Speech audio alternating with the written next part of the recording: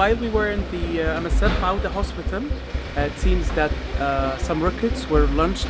We don't know from which side to which side, but it seems that a tension is happening in Gaza, and we had to evacuate back to the office.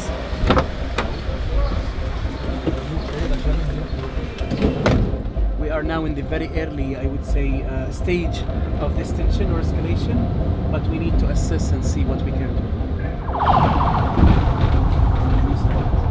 In the initial phase, again, it's dangerous. In the initial phase, we don't know what will happen, which place or building or car will be targeted, but at least we know that it might start in the evening, for example, to be more tough and more serious.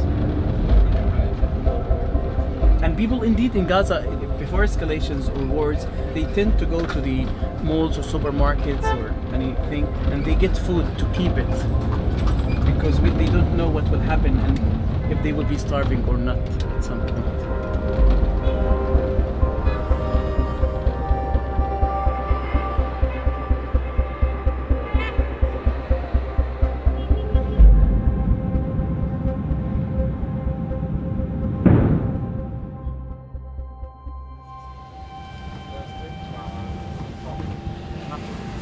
So this is Gaza Strip, which is 365 kilometers square, and with more than 2.17 million as a population, which makes it one of the most densely populated areas in the world.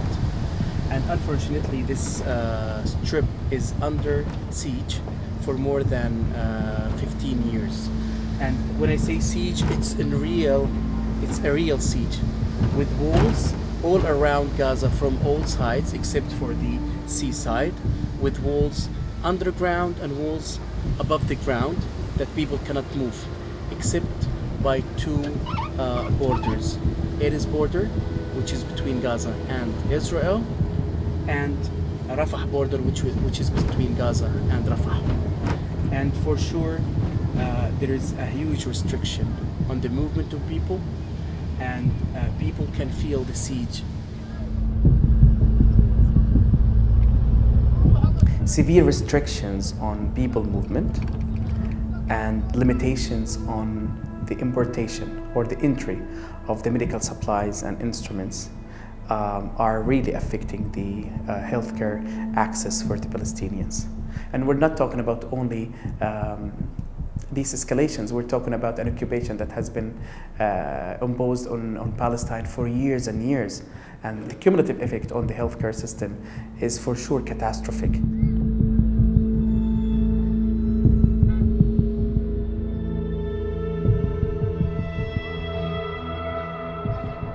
So the MSF Belgium limb reconstructive surgery unit that started at Al Auda Hospital in North Gaza in May 2018 was to support the Ministry of Health in responding to the emergent and large influx of the Great March of Return injured patients.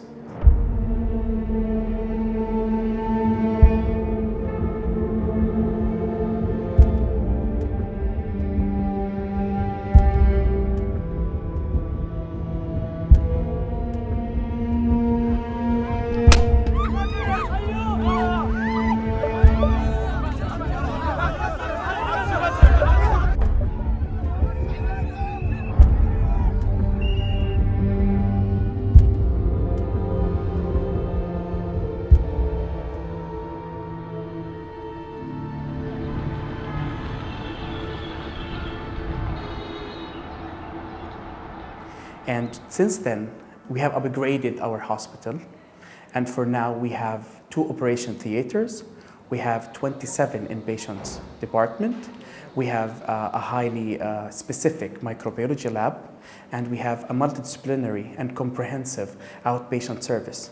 So I believe that this project came based on a real humanitarian need. And I would say that it developed with time. And now we are providing a real high quality service to the patients, and we can see the impact we are doing in the healthcare system generally in Gaza.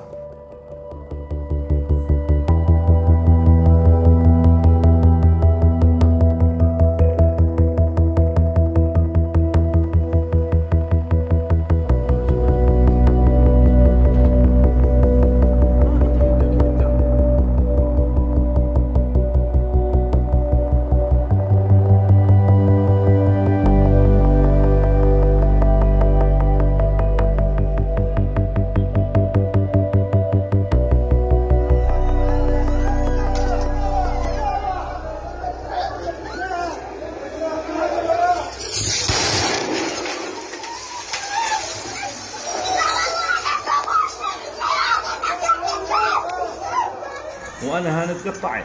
اللحظة هذه أنا ما حسيت بشيء، حسيت إني أنا مقطع وقاعد بتشاهد وبستنى أميل على اليمين أو على الشمال أستشهد، أنا يعني أفقد الوعي.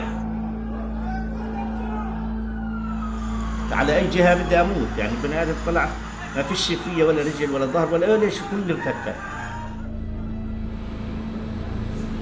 خذوني في الإسعاف من هان على المستشفى، أعلنوا استشهادي وحطوا لزقوا علي إني أنا شهيد، وأعلن الإعلام شهيد سابع. شهيد سابع في الهواية. وربنا سبحان الله بعد اللي هو تقريبا 10 دقائق أو 3 دقائق صرخت، قلت صرت أقول رجلي، فتم اللي هو دخولي على العمليات وبت الرجل بالكامل، زائد أهلي وأولادي وزوجتي. وبعد 38 يوم تم زيارة زوجتي وأولادي، وكانت يعني لحظة مش هينة ولا سهلة. وكنت يعني في وضع صحي تعبان، وبعد 38 يوم تشوف أولادك وتشوف زوجتك، فسبحان الله نسيت كل الألم ونسيت كل الوجع في زيارتهم، في شفتهم في كذا.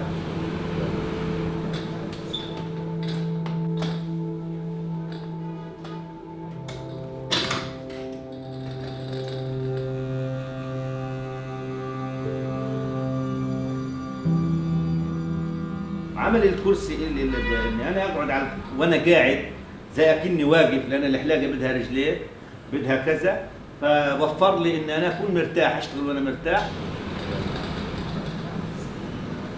لا بديش اموت، بدي اعيش غصب عن الناس، بدي اعيش، هذه حياه وبدي اعيشها زي ما الناس عايشه، بدي اعيشها. انا بالنسبه لي كانسان مفقود صاحب اعاقه، الناس مش احسن مني، انا بدي اعيش والي حق الحياه. ورغم الألم سيولد الأمل. رغم الألم سيولد الأمل إن شاء الله. إن شاء الله. يعطيك ألف عافية. الله يعافيك، معلش حلاق ولسان طويل. لا وحش. تمام. Very inspiring. يعطيك العافية. الله يعافيك.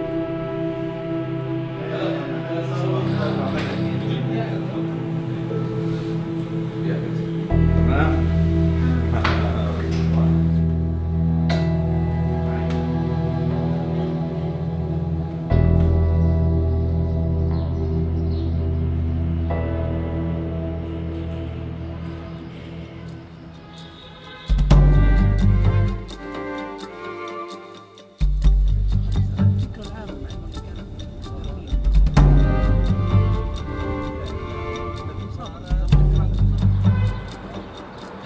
Once there is an escalation, I feel as a medical doctor that the adrenaline level goes very high because we anticipate at some point the big work and the big challenges we will face during the escalation. We start to prepare ourselves to see very difficult scenes.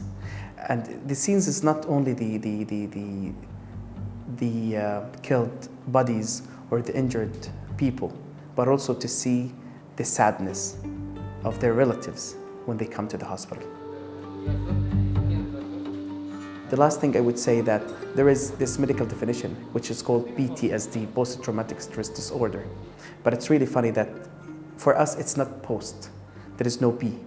It's a chronic traumatic stress disorder because of the siege that is imposed on Gaza for more than 15 years, and because of the successive escalations that used to happen 4 years or 5 years apart, but now we are seeing things happening in a very narrower range.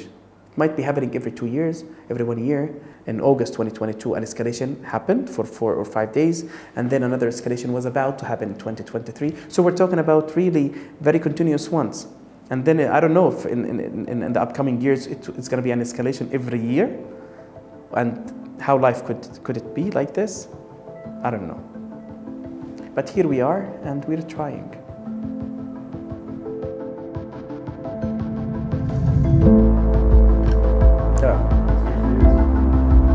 Yeah. Yep. Good.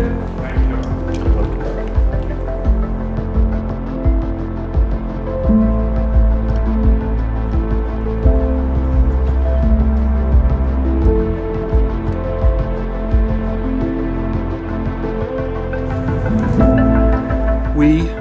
like so many, were horrified by Hamas's massacre in Israel on October the 7th, and we are horrified by Israel's response. Israeli forces have attacked our convoys, detained our staff, bulldozed our vehicles, hospitals have been bombed and raided, we have watched our patients and our colleagues be killed and maimed. This pattern of attacks is either intentional or indicative of reckless incompetence. We have watched members of this council deliberate and delay while civilians die. Our teams are beyond exhausted. This is not just political inaction, it has become political complicity.